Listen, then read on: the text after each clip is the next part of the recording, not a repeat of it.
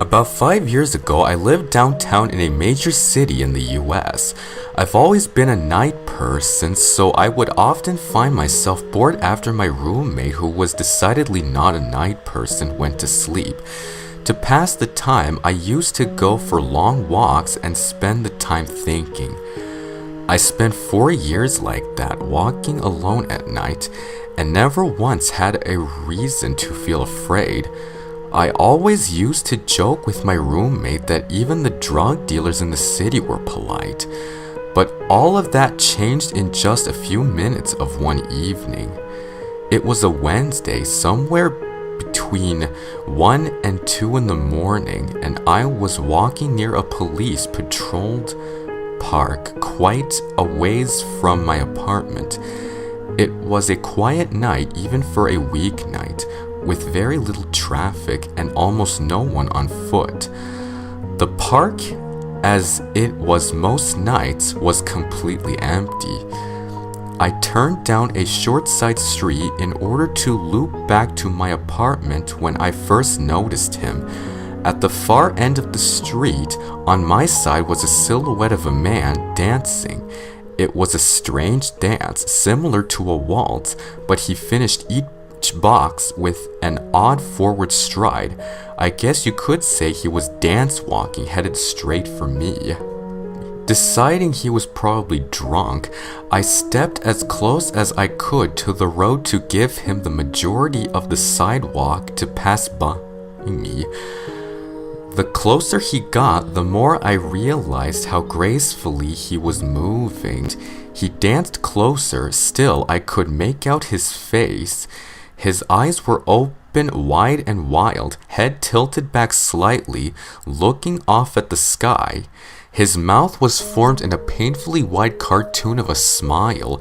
Between the eyes and the smile, I decided to cross the street before he danced any closer.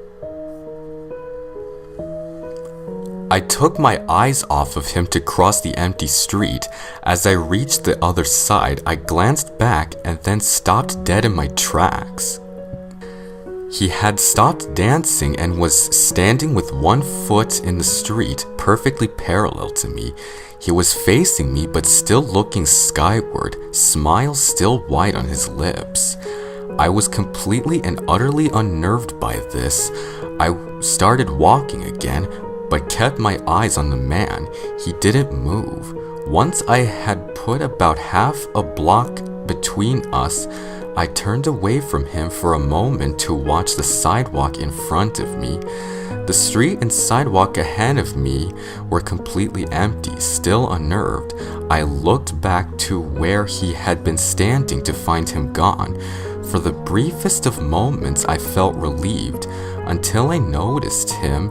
He had crossed the street and was now slightly crouched down. I couldn't tell for sure due to the distance and the shadows, but I was certain he was facing me. I had looked away from him for no more than 10 seconds, so it was clear that he had moved fast. I was so shocked that I stood there for some time staring at him, and then he started moving toward me again. He took giant exaggerated tiptoe steps as if he were a cartoon character sneaking up on someone, except he was moving very, very quickly. I'd like to say at this point I ran away or pulled out my pepper spray or my cell phone or anything at all, but I didn't. I just stood there completely frozen as the smiling man crept toward me. He then stopped again, about car length away from me, still smiling his smile, still looking at the sky. When I finally found my voice, I blurted out the first thing that came to mind. What I meant to ask was, "What do you want?" in an angry, commanding tone. What came out was a whimper. What? Regardless of whether or not humans can smell fear, they certainly can hear it. I heard it in my own voice, and that only made me more afraid, but he didn't react to it at all. He just stood there smiling, And then after what felt like forever, he turned around very slowly and started dance walking away just like that. Not wanting to turn my back to him again, I just watched him go until he was far enough away to almost be out of sight. I then realized something.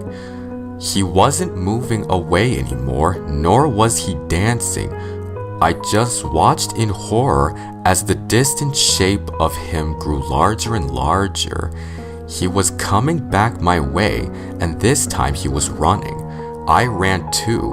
I ran off until I was off of the side road and back onto a better lit road with sparse traffic. Looking behind me, then he was nowhere to be found. The rest of the way home, I kept glancing over my shoulder, always expecting to see his stupid smile, but he was never there. I lived in that city for 6 months after that night, and I never went out for another walk. There was something about his face that always haunted me.